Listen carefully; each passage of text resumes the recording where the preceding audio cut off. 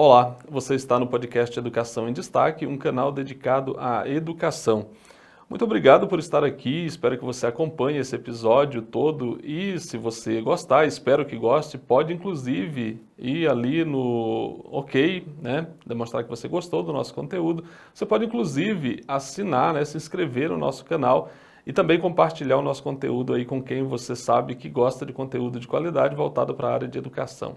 O podcast Educação em Destaque é uma iniciativa de Destaque 61 Assessoria e Consultoria e conta com o apoio de parceiros sem os quais esse programa não seria possível. Eu falo aqui da CNTE, a Confederação Nacional dos Trabalhadores em Educação, falo também do PROIFES Federação, que é a Federação de Sindicatos de Professores e Professoras de Instituições Federais de Ensino Superior e de Ensino Básico, Técnico e Tecnológico. Falo ainda do SIMPRO-DF, que é o Sindicato dos Professores da Rede Pública aqui do Distrito Federal. Falo do Saberes Neuropsico, que é uma clínica que nos apoia também. Temos ainda a CONTE, a Confederação dos Trabalhadores em Educação. Temos o SIMPROEP, o Sindicato dos Professores da Rede Particular aqui do Distrito Federal. Então, esses todos e mais o ATENS, Sindicato Nacional. Sindicato dos Técnicos de Nível Superior das IFES. Estes são os nossos apoiadores, sem os quais esse programa não seria possível. E hoje o nosso bate-papo aqui é com Remy Castioni.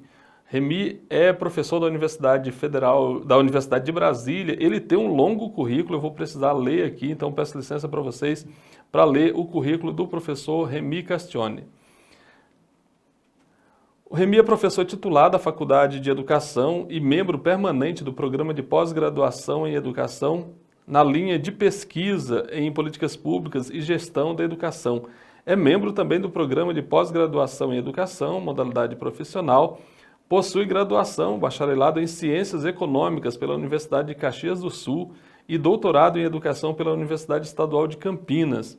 Ele realizou o pós-doutorado na Universidade de Barcelona, tem experiência na área de implementação de políticas públicas, atua no tema da transição entre educação e trabalho com ênfase em qualificação profissional, certificação profissional e ensino médio, e ainda nos seguintes temas: educação, políticas comparadas de educação profissional, indústria 4.0, Sistema Nacional de Emprego, desenvolvimento regional e Sistema Nacional de Inovação. Foi membro do Fórum Nacional de Educação, o FNE, e do Fórum Distrital de Educação, o FDE. Foi diretor da Associação Brasileira de Estudos do Trabalho, a ABET, e foi membro do Comitê Nacional de Políticas de Educação Profissional e Tecnológica, o COMPEP, da CETEC-MEC. Isso não é tudo, isso é só uma parte aqui do currículo do nosso convidado de hoje. Então, com vocês, batendo esse papo aqui com a gente, o Remy Castioni.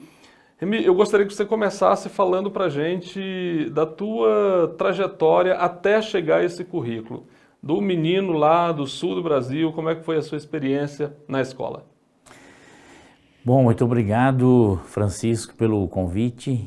Então, a minha trajetória foi como qualquer cidadão do interior do Brasil, do interior rural do Brasil. Tive uma grande inspiração na minha mãe, era professora rural, né? Sequer na época, né, tinha concluído o ensino, o equivalente ao ensino fundamental. Depois que eu nasci, que eu vi que ela conseguiu concluir o ensino fundamental e foi até o ensino médio.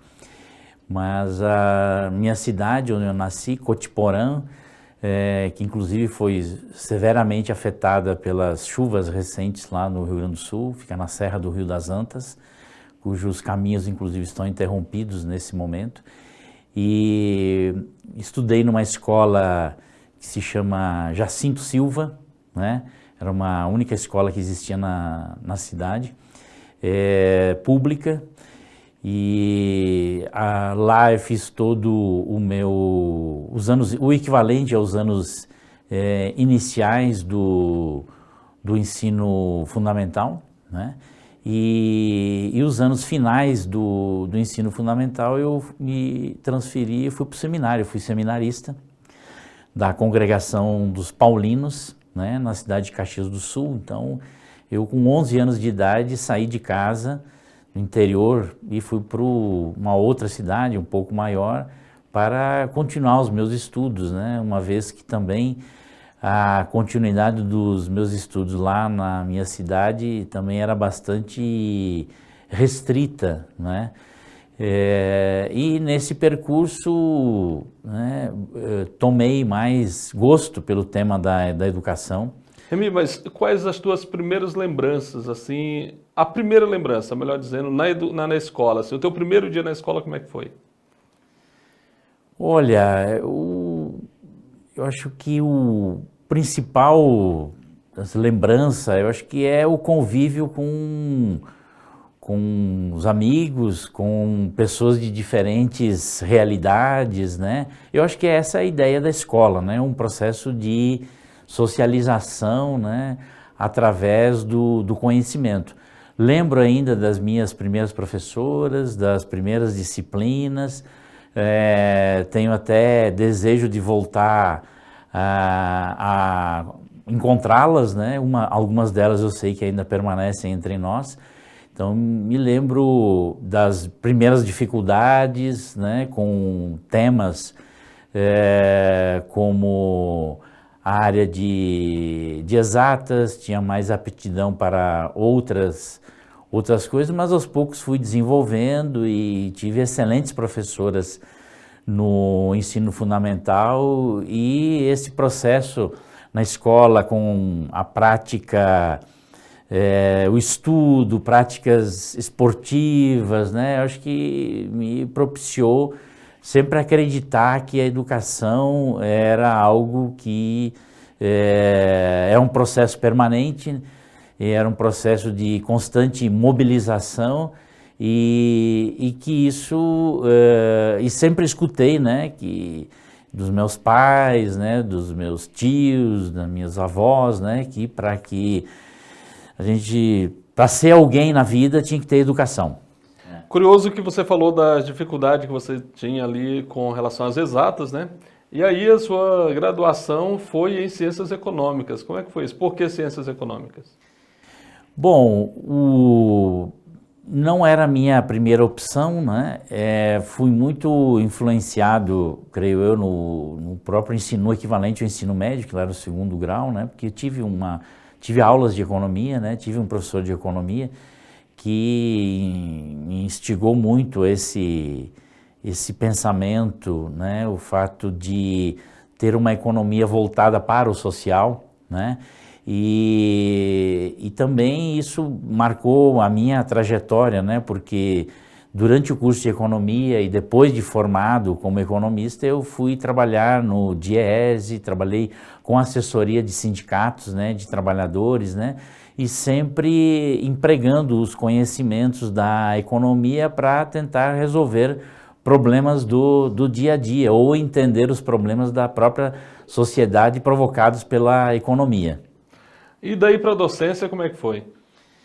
Sim, a docência foi um processo que, decorrente de todo esse aprendizado, né? E eu acho que foi uma trajetória muito interessante, né? Porque eu acabei sendo professor, né? As primeiras aulas que eu dei, né, como professor no magistério superior, na universidade que eu havia me formado, e na universidade que eu havia inclusive sido presidente do centro acadêmico, presidente do DCE, e depois de ter feito essa minha trajetória, fiz uma especialização em economia do trabalho, inclusive na Unicamp, e voltei para a cidade de Caxias do Sul e tal, e virei professor do curso de economia, das disciplinas de introdução à economia, né? E ao mesmo tempo, sim, sempre foi o meu envolvimento com o tema da educação, com o tema do capital humano. O capital humano é um tema muito presente na discussão de economia, né, principalmente microeconomia, e como melhorar a produtividade de um país passa pela melhoria do capital humano, né? E esse é um assunto que sempre me mobilizou, e foi através dele que eu me envolvi profissionalmente, inclusive na assessoria de sindicatos de professores, né, como foi o caso do Sindicato de Professores do Rio Grande do Sul, CEPER Sindicato. Tá, mas quando você foi para a docência, você já foi direto para o ensino superior ou você trabalhou com o ensino médio? Como é que foi isso? Não, eu fui direto para o ensino superior, eu não tive uma presença, não fui professor da educação básica, embora hoje a minha dedicação principal é na educação básica, mas não já me conectei direto com o ensino superior, com a formação em nível superior. Tá, atualmente você leciona na UNB. Quando se deu o teu ingresso na UNB, você passou por alguma outra universidade além da Universidade de Caxias do Sul antes de chegar na UNB? Como professor, não. Meu ingresso na UNB está completando 20 anos e se deu por meio da minha transferência de São Paulo para Brasília. Eu vim para Brasília em 2004, né? Fui trabalhar no Ministério da Educação, particularmente na Secretaria de Educação Profissional e Tecnológica, e num programa que havia se iniciado ainda no governo Fernando Henrique, que era o Programa de Expansão da Educação Profissional, onde eu coordenei uma equipe para retomar alguns desses projetos que haviam sido firmados no âmbito do Ministério da Educação. Isso já foi na saída do ministro Cristóvão Buarque para a chegada da equipe do ministro Tarso Genro. Sim, e aí, então, você veio para Brasília em função dessa condição ali de atuação no Ministério da Educação, e aí a UNB, como é que você prestou concurso? Exato, eu prestei 2 concursos na UNB, já tinha me tornado doutor em educação pela Unicamp, eu saí definitivamente do Rio Grande do Sul em 1997, já havia saído antes em 1992, depois havia estado um período em 1995, fui trabalhar no governo Covas, no estado de São Paulo, na Fundação SEAD, que é a Fundação de Sistema equivalente ao IBGE ou a Codeplan aqui de Brasília. E em 1997 eu retornei definitivamente para São Paulo e fui trabalhar na Secretaria de Emprego e Relações de Trabalho com o então ministro Walter Barelli, que havia sido, na realidade, meu chefe no DIEESE, e fui trabalhar com um programa de formação de trabalhadores, né? Um programa muito grande. No período que eu estive lá, nós atendemos em torno de 1 milhão de trabalhadores, né, em cursos de formação profissional, e que na realidade tinha sido objeto da minha tese de doutorado, que era a análise e as implicações que esse programa poderia resultar na vida dessas pessoas desempregadas, que frequentam uma agência de emprego, tentam melhorar a sua vida através de melhoria dos seus conhecimentos, né? Então essa foi a minha trajetória até chegar aqui em Brasília com esse tema da educação profissional. Tá, e na UNB, então, a tua área de interesse, a tua área de pesquisa é educação profissional? Sim, a minha área de interesse está situada nesse âmbito, né, da transição da educação básica para o mundo, né? Esse mundo pode ser tanto o mundo do trabalho como a continuidade dos estudos, né?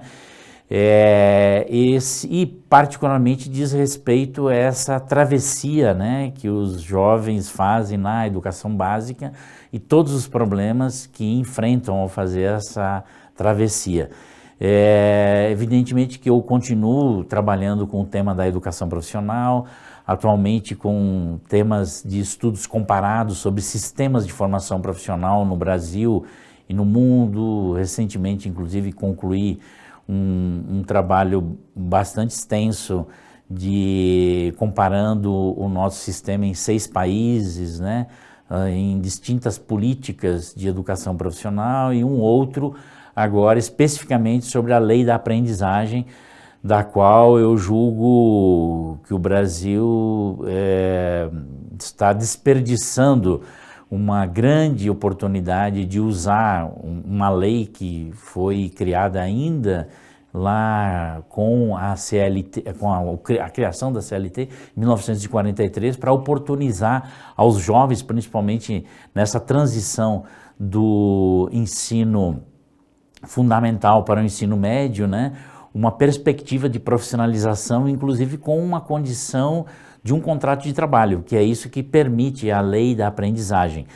Então, o Brasil está muito em desvantagem em relação aos outros países, né? Enquanto nós temos uma média que varia entre 30% a 60% dos jovens entre 15 a 17 anos que durante a etapa final da educação básica fazem educação profissional, frequentam atividade de educação profissional. No Brasil, nós apenas 10% dos nossos jovens fazem essa trajetória. E isso é um aspecto que chama muito a atenção e diz respeito também a uma certa, digamos assim, uma certa condição que ao longo das décadas nós diríamos assim, transferimos para a educação profissional com uma educação de segunda categoria, né? Dizendo assim, tudo, aliás, isso tem a ver um pouco com toda essa nossa tradição escravocrata, que nós sempre relegamos em segundo plano tudo aquilo que é feito com as mãos, né? E valorizamos excessivamente a ideia do trabalho intelectual. Quer dizer, o Brasil sempre vendeu uma ideia equivocada de que para se dar bem na vida tem que ser doutor, né? E isso demarca a nossa trajetória, mesmo que a educação superior seja extremamente importante, né? Há uma diferença abissal em termos salariais de quem tem ensino superior e quem não tem ensino superior.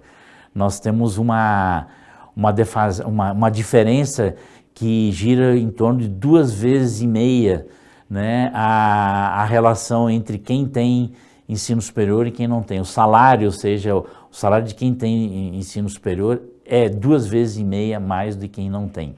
Rembi, nesse momento, o Brasil discute, né, a implementação do novo ensino médio, que em certa medida se pensa ali e pelo menos se vendeu a ideia de que ele abordaria essa questão da profissionalização já no ensino médio. Você tem acompanhado esse debate? Como é que ele está se dando e o que você imagina que essa proposta que está em debate atualmente atende, vai ao encontro dessas preocupações que você levantou aqui? Não, vai ao encontro totalmente. Sou favorável à mudança do ensino médio. Creio que um dos problemas que nós tivemos é um problema clássico de política pública, que é a implementação da política. Então, a política pública, ela somente consegue ter efetividade se conseguir envolver o âmbito da escola.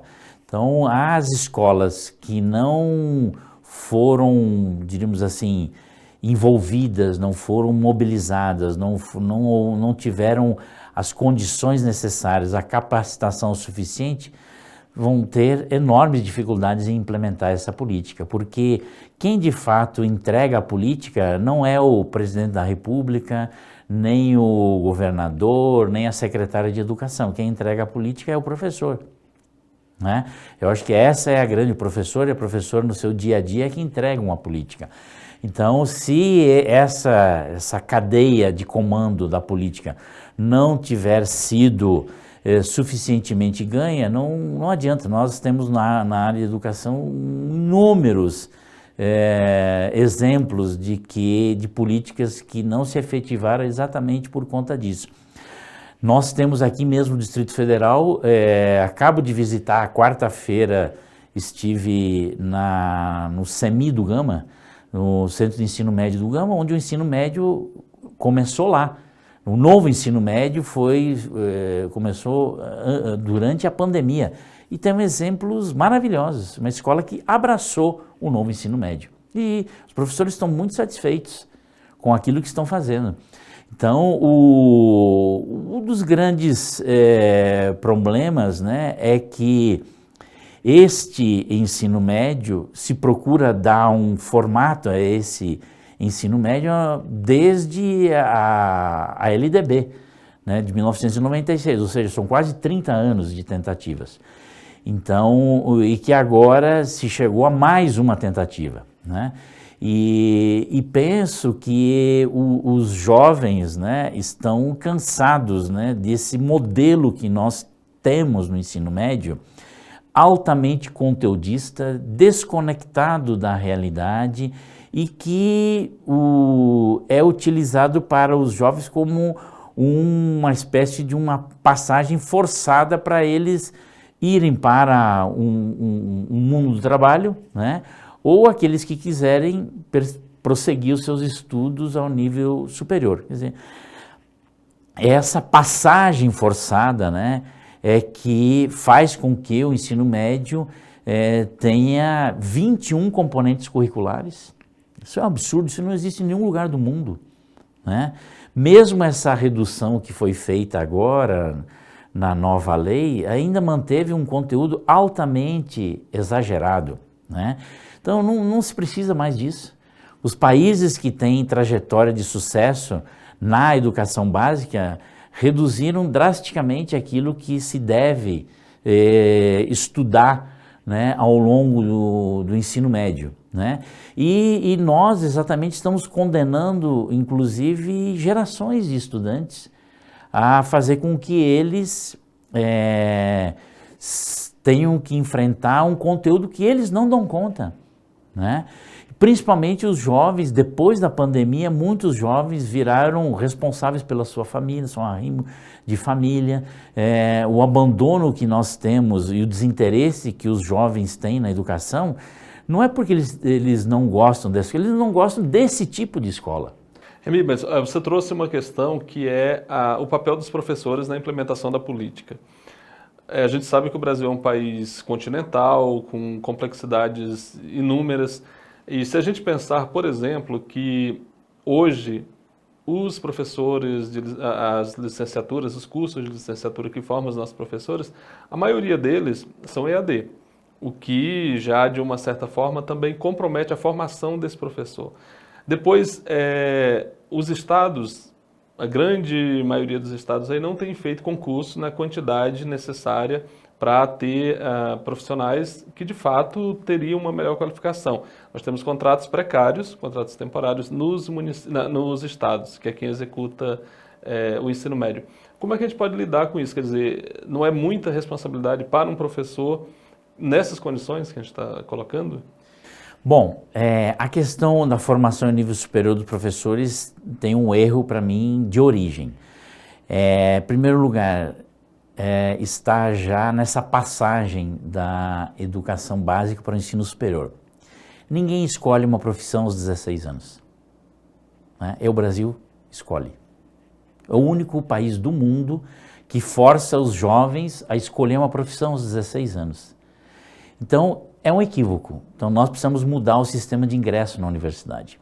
O sistema de ingresso não pode ser por profissão, até porque essas profissões não vão mais existir. Muitas delas já não vão mais existir. Então, é preciso ter um sistema de ingresso no ensino superior que se dê por grandes áreas de conhecimento. Na verdade, isso não é nenhuma novidade. Quem fez isso foi Anísio Teixeira e Darcy Ribeiro, fizeram isso na UNB. Né? A UNB precisa resgatar, inclusive, os seus princípios, né? E essa é uma das grandes questões. Hoje, o mundo é interdisciplinar. Né? As universidades serão interdisciplinares. Hoje, ninguém mais pode dizer que vive dentro de uma caixinha. Né? As universidades, infelizmente, vivem dentro de uma caixinha. Todo mundo se organiza por departamentos, que é a pior praga da universidade, os departamentos, porque os departamentos são disciplinares, né? Essas grandes dificuldades que nós temos, inclusive, de implementar políticas, eu inclusive defendo a mudança do ensino médio, não tanto por aquilo que ele possa propiciar, mas que ele é um elemento fundamental para mudar a universidade. Porque aquilo que está se exigindo lá no novo ensino médio, né, não são mais conteúdos disciplinares, são conteúdos interdisciplinares. E isso a universidade não forma. A universidade diz que é interdisciplinar, mas não faz interdisciplinaridade. Todo mundo está na sua caixinha e todo mundo não quer sair da sua zona de conforto. Então é preciso integrar a zona dos conhecimentos, as zonas sombreadas dos conhecimentos. Hoje, por exemplo, quando se discute aquecimento global, transição energética, isso não é de uma disciplina, são de várias disciplinas, né? Inteligência artificial são conjuntos de várias disciplinas, né? Então é preciso que a universidade pare de recrutar jovens aos 16 anos para uma carreira que não vai mais existir. Né? Então a universidade precisa ser reinventada. E um dos problemas da universidade, que todo mundo fala da educação básica, dos problemas da educação básica, mas a universidade tem muito mais problemas. A evasão na universidade é absurda, é mais do que a educação básica. E ela é grande exatamente nesses primeiros anos, onde o aluno que vem da educação básica se depara com uma nova realidade, inclusive disciplinar. Né? Lá no ensino médio, ele já está muito mais avançado do que quando nós o recebemos na universidade e o queremos enquadrar dentro de uma certa disciplina. Isso não existe. Então a universidade vai ter que ser repensada, né? E as universidades que estão fazendo isso, né, mundo afora, inclusive algumas do Brasil, estão muito mais à frente, estão tendo muito melhores resultados do que essas universidades que permanecem nessa camisa de força da disciplinaridade. Essa sua crítica ao modelo de universidade predominante no Brasil é bastante contundente e eu gostaria de saber se você percebe no governo atual a disposição para fazer esse debate, para repensar a universidade e colocá-la a serviço da sociedade de hoje. Você vê essa abertura? Como é que tem sido isso? Não percebo, mas percebo uma total apatia dos reitores da Andifes, por exemplo, que deveria liderar esse processo em promover mudanças estruturais na universidade. Os reitores estão só preocupados no dinheiro, no orçamento, o dinheiro que vai precisar, não sei o quê. Só que a universidade é um saco sem fundo. Se você reivindica 5 bilhões, se você botar 10, vai continuar faltando dinheiro, porque o problema não foi resolvido. O problema é maior, o problema é de concepção. Então, enquanto nós não resolver o problema da origem da universidade, da sua estrutura, não adianta botar dinheiro, não adianta fazer PAC de ensino superior, como esse que o governo federal vai fazer, nós estamos precisando de um projeto. É o Darcy Ribeiro. A crise é a crise do projeto. Né? Então, é essa que nós precisamos resgatar. Então, não vejo essa agenda. Os reitores que dirigem a universidade não estão preocupados com isso, né? E tentam trabalhar diríamos assim, o sintoma, né? E não a causa. E o movimento docente? Os docentes, como é que eles se colocam nesse debate? Você acha que existe espaço, o movimento docente tem feito esse debate, está propondo alguma coisa para o governo, tem cobrado isso das reitorias? Você percebe que existe essa disposição nos docentes de repensar a universidade ou está tudo muito bem, o pessoal está feliz como está, é melhor deixar assim do que mexer? O que você percebe? Bom, quando a gente fala em movimento docente, é aqui dar nomes aos bois, né? Nós temos dois caminhos aí que estão muito consolidados nas suas respectivas, diríamos assim, dimensões, né? Nós temos um movimento tradicional, né, que se organizou em torno da Andes, né, da associação, que teve um papel muito importante durante o regime militar e tal, e um outro movimento que surgiu exatamente porque esta Andes não respondia mais aos anseios dessas demandas da própria sociedade, né? Inclusive a própria expansão do ensino superior, o REUNE, que teve um forte apelo e que motivou a criação deste outro movimento, que foi o PROIFES, né, se deu exatamente em oposição a essa estrutura clássica, né, de representação dos professores. Aí no PROIFES, sim, eu vejo que há um conjunto de professores e sindicatos muito mais sintonizados com os grandes desafios da educação brasileira. Não à toa foi o movimento que apoiou o REUNE, a expansão da universidade, inclusive em uma outra perspectiva. A proposta do REUNE era pensar um modelo de universidade de ingresso em grandes áreas de conhecimento, bacharelados interdisciplinares, né? Mas que ao pouco as estruturas universitárias o foram derrotando.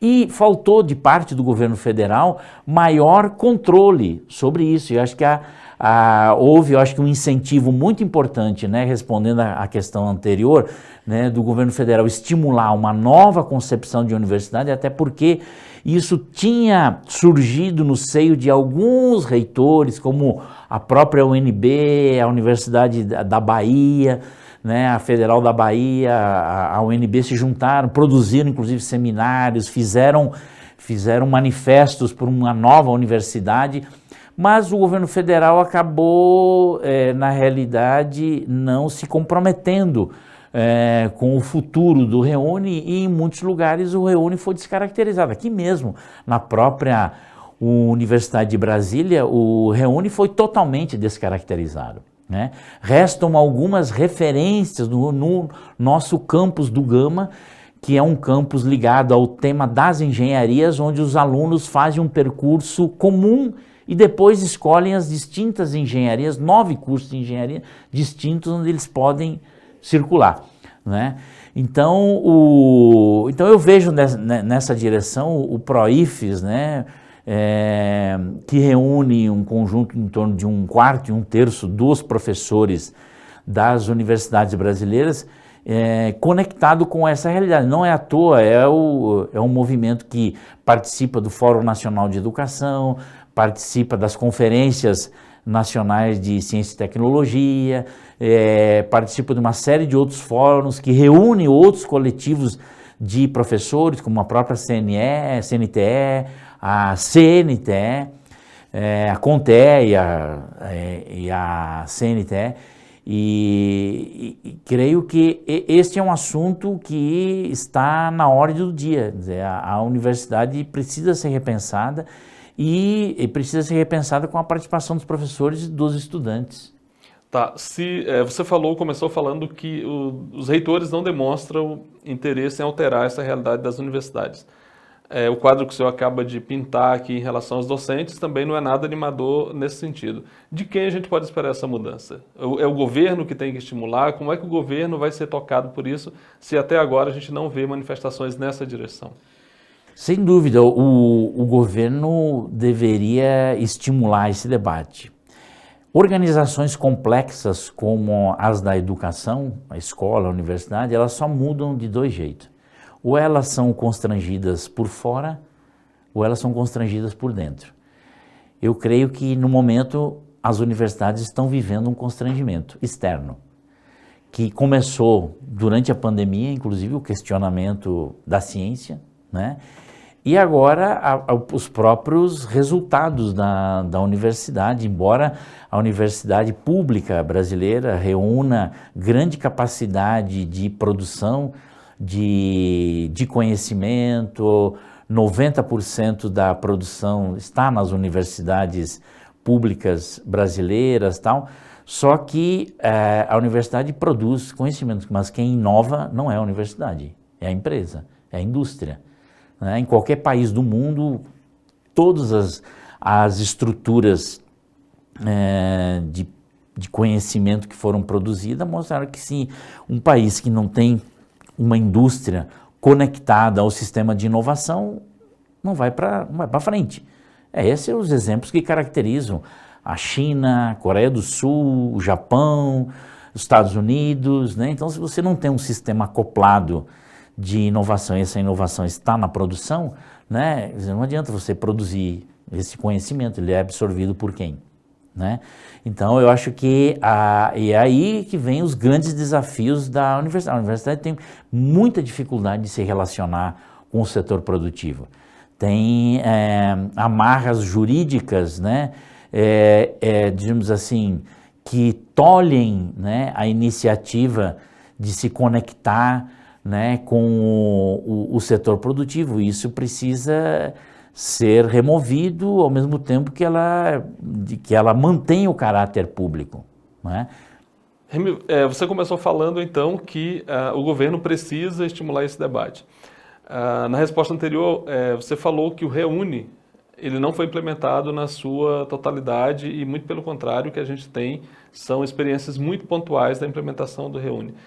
Bom, o que seria diferente agora? O governo chamar um debate sobre o papel da universidade no Brasil, sendo que a experiência do Reúne, que não é tão antiga, assim, é bem recente, ela demonstra que as universidades não embarcam, até mesmo quando o governo provoca. Qualquer debate que comece dizendo que é o meu CPF que está em jogo e que falta dinheiro, não vai prosperar. É esse debate que está colocado. Qualquer reunião que a gente faça com os reitores começa dessa forma. É o meu CPF que está em jogo e eu não tenho dinheiro. Isso não é debate, né? Então, eu acho que nós precisamos ter um outro tipo de discussão, o que é que nós queremos com a universidade.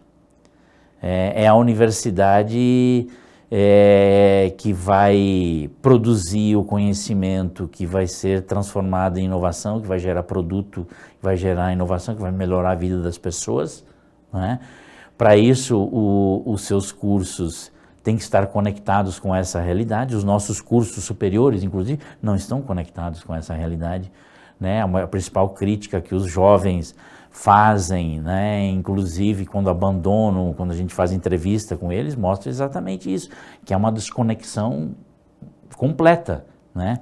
Quando a gente fala de formação de professores, né, e os nossos professores precisam vivenciar a prática, né, do dia a dia das escolas. Nós temos enorme dificuldade de fazer isso e de nos conectarmos com o dia a dia das escolas. Quanto mais a gente, o que mais talvez a gente consiga fazer é permitir que os jovens vá lá e façam observações, mas não se envolvam com o dia. Então nós precisamos melhorar essas questões, inclusive na formação dos professores, né?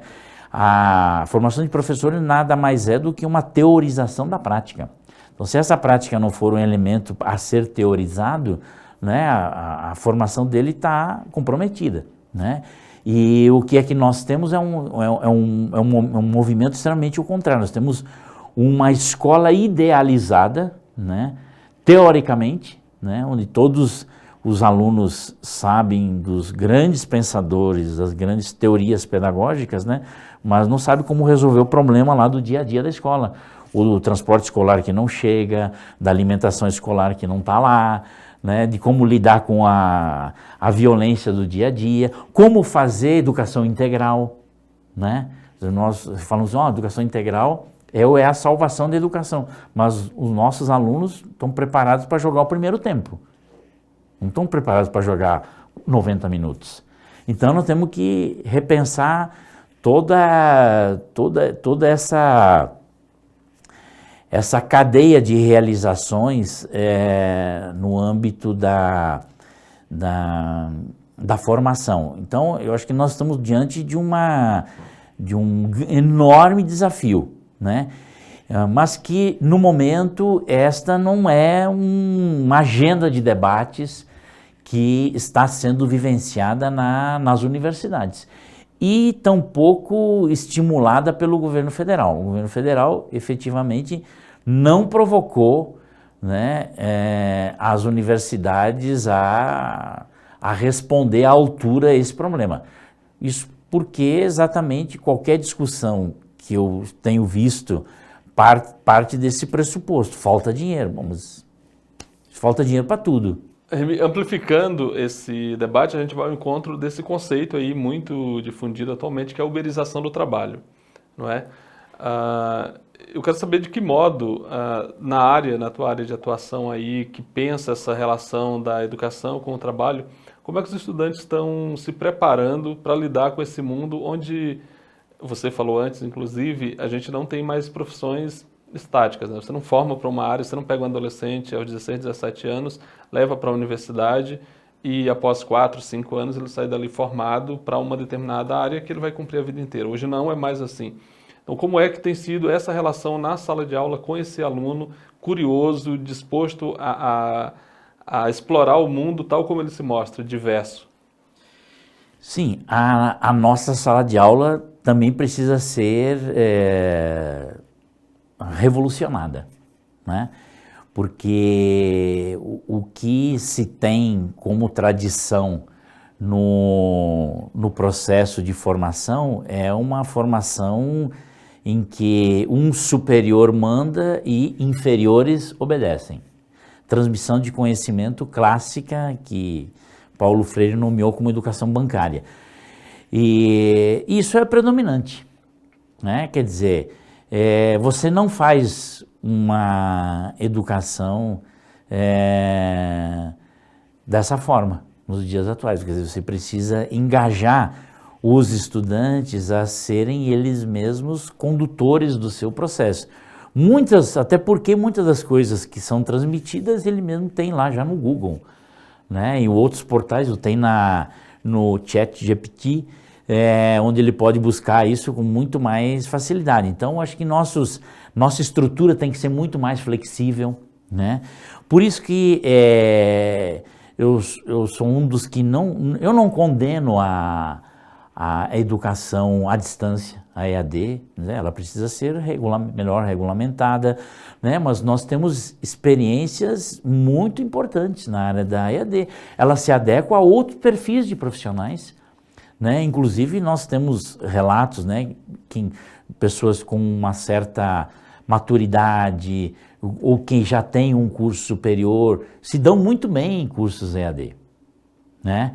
Então nós não podemos satanizar a EAD, nós temos que encontrar qual é que é o espaço complementar da educação à distância nesse processo formativo, né?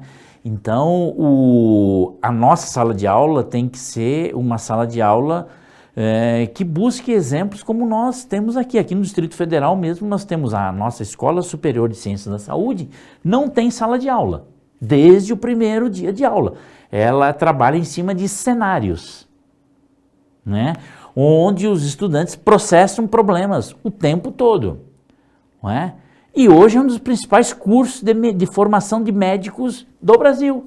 Está aqui, em Brasília, uma escola que ninguém dá muito valor, né? E altamente concorrida, que não tem sala de aula, né? E como exemplo da ESA, temos vários outros exemplos pelo Brasil afora. Então, acho que tudo isso que a pandemia nos deu aprendizados muito importantes. Quer dizer, uma das questões, por que cresceu tanto a EAD? Um dos principais motivos é mobilidade, né? Locomoção. Alguém, por exemplo, sentar num ônibus, ficar 2h30, 3 horas para chegar a um campus para ter 45 minutos, 50 minutos de aula, uma aula totalmente expositiva, sem nenhuma interação. É muito melhor. Esses muitos jovens, inclusive, abandonam até a educação superior, fazem um curso pagando uma mensalidade de 99, 199, porque não precisam sair de casa, não precisam enfrentar o cotidiano, evitam de ser assaltados, né? Eu acho que essa é a questão. Acho que estes elementos aqui, eu acho que são elementos que a universidade pública brasileira, que é financiada pelo povo brasileiro, né, que consome 90% dos recursos do Ministério da Educação destinados ao ensino superior, né, precisa ser repensada, né, porque hoje nós estamos, Francisco, no limiar de mudar algumas coisas. Daqui a 10 anos, essa discussão que estou fazendo já não vai fazer mais sentido. Até porque nós já vamos ter diminuição de estoque populacional. Muitos problemas da educação já foram resolvidos por causa da redução do estoque da população. Quer dizer, hoje nascem em torno de 1,7 filhos por mulher. Né? Isso é uma taxa que Portugal demorou 100 anos para alcançar. Né? Nós estamos fazendo uma travessia de uma fase, uma população jovem para uma população adulta em 20 anos. Em nenhum lugar do mundo isso aconteceu. Então, nós em 2035 até 2042, nós vamos ter uma redução estamos vivendo mais, estamos numa população idosa, estamos um país que está envelhecendo muito rapidamente e envelhecendo pobre. Né? E o debate que nós temos hoje na educação, daqui a 10 anos não vai fazer mais sentido, até porque muitas escolas já não tem mais sentido de existir, vão virar asilos, vão virar espaço de convivência. Né? Então, se nós quisermos enfrentar os problemas da educação, nós temos aí os próximos 10 anos. Seguramente esse próximo Plano Nacional de Educação será o último para enfrentar os grandes problemas da educação. Depois não vai fazer mais sentido. Depois a gente tem aí outra realidade, né? Você até pontua muito bem. Talvez a gente não precise mais expandir o espaço físico da universidade, né? Muito provavelmente a gente vai ter que pensar em expandir a rede hospitalar. A gente vai ter muito mais gente idosa demandando serviço de saúde. Sim, do que exatamente a universidade. E esse é um problema, inclusive, que já afeta muitos municípios do sul do Brasil, por exemplo, que tem já obrigatoriedade de gasto em educação, né, onde as populações da educação já estão todas contempladas.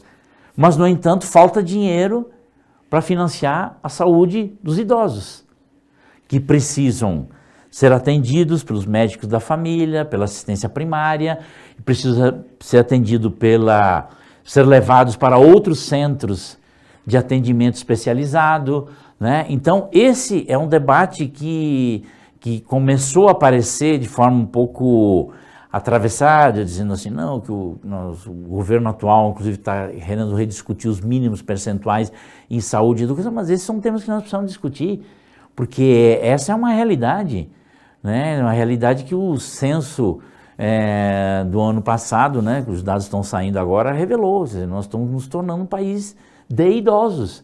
E outras coisas na agenda vão se tornar mais importantes do que essa da educação. Essa é a nossa realidade. Remy, eu acho que essa conversa foi muito produtiva porque você trouxe muitas questões aqui que estimulam a reflexão, né, sobre vários pontos aí que normalmente não se fala, né? Você pontuou a questão da universidade fechada em si mesma, sem essa compreensão da complexidade da sociedade brasileira nesse momento. Eu acho que esse é um ponto bastante relevante aqui da nossa conversa. E para a gente finalizar, eu gostaria que você falasse aqui para quem nos acompanha agora, o que você está lendo, rapaz? O que você sugere aí para o nosso ouvinte, para o nosso espectador aqui do podcast Educação em Destaque? Um livro ou uma série que você viu que você acha que vale a pena compartilhar? Bom, primeiro, assim, eu queria dar uma palavrinha sobre, assim, o fato do Ministério da Educação ter eleito a educação básica como prioridade. Há uma grande crítica sendo feita ao ministro Camilo, né, por estar priorizando a educação básica e o modelo do Ceará. Quero dizer o seguinte, que o modelo do Ceará é um modelo vitorioso. Nós agora temos um modelo que dá certo. Né? E é com muita felicidade que eu vejo um Estado da Federação que tem poucos recursos e que consegue entregar resultados muito maiores do que outros estados que têm muito mais recursos. Você tem uma ideia, por exemplo, o Distrito Federal gasta por aluno o dobro do Ceará. né? Tem o maior orçamento per capita na educação, está aqui no Distrito Federal e entrega metade do resultado que o Ceará entrega, né? Então, esse tema é um tema que o senador Cristóvão Buarque, desde a sua primeira passagem no Ministério da Educação, sempre pontuou e disse que nós deveríamos ter, inclusive, um Ministério da Educação Básica. E creio que, acertadamente, o governo Lula elegeu, né, para a cadeia de comando na educação, né, pessoas que estão vindo de um Ceará que está dando certo. Então, acho que esse é um modelo extremamente importante. Agora, o que eu estou lendo, né? Ultimamente, eu tenho lido muitos relatórios, muitos relatos dos que meus alunos têm feito das visitas às escolas, de um trabalho enorme que nós estamos envolvidos, né? Eu coordeno uma equipe que está monitorando 8.000 escolas do Centro-Oeste. Está monitorando principalmente a melhoria da aprendizagem dessas escolas, a melhoria da infraestrutura e fazendo uma conexão, né, com a contribuição que a melhoria da infraestrutura do ambiente escolar provoca na aprendizagem. Sim, eu estou lendo muita coisa de um conjunto de americanos, né, de pesquisadores americanos, né, entre elas uma professora chamada Rachel Lawton, que trabalha muito, inclusive o livro chama-se Trabalho em Grupo, né, é um livro até antigo, né, é um livro, uma série de pesquisadores que se reúne em Stanford, que assim, está envolvido também o professor Martin Carnoy, que é muito conhecido, que estudou o modelo cubano, né, mostrou por que o modelo cubano dá certo, que tem como o seu objeto a educação básica, né, e o que dá certo, né, na educação básica, no trabalho em grupo, né, uma constante processo de avaliação, de acompanhamento e correção de rumos, né, na área da educação. Esse seja o principal questão que tenho lido ultimamente, além de estar lendo coisas sobre pesquisas sobre a China, sobre o modelo chinês, né? Nós temos livros muito interessantes que foram publicados, né? Além daqueles aqui nacionais do Elias Jabbour, né? Sobre o modelo chinês. Há outros também feitos lá fora que mostram esse dinamismo, né, que se espraia, né, por todo o conteúdo da sociedade, né, que eu acho que é muito importante. Quer dizer, o Brasil talvez seja o único país do mundo que ainda, por mais alguns anos, tem a possibilidade de aprender com os erros dos outros, né.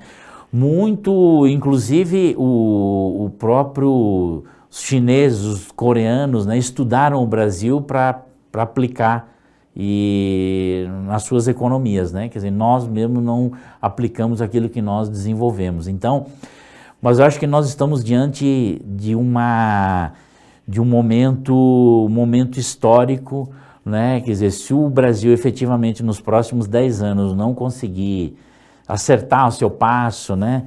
Nós não seremos mais o país do futuro, né? Essa frase que a gente vive repetindo, né? Outros já estão assumindo isso com muito mais, diríamos assim, posicionamento, né?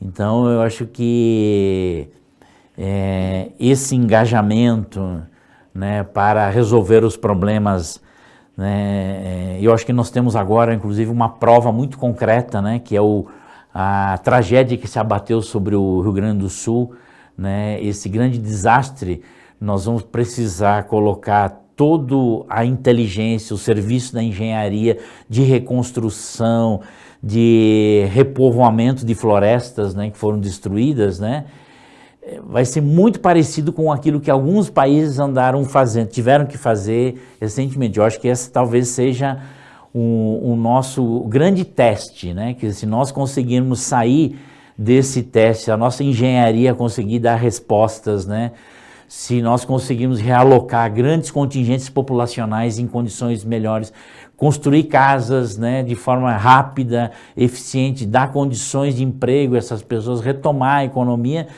eu acho que nós poderemos ter, de fato, ainda um país de futuro. Caso contrário, eu creio que nós vamos ter que ficar lambendo as nossas feridas, né, durante um longo tempo ainda, até encontrarmos o nosso caminho. Professor Remy Castione, da Faculdade de Educação da Universidade de Brasília, muito obrigado pela conversa. E você que nos acompanhou aí e gostou do nosso conteúdo, espero que você compartilhe esse conteúdo, faça com que ele possa chegar a muito mais gente aí pelas redes. Então, muito obrigado pela sua audiência e na próxima semana a gente volta aqui com um novo convidado, uma nova conversa.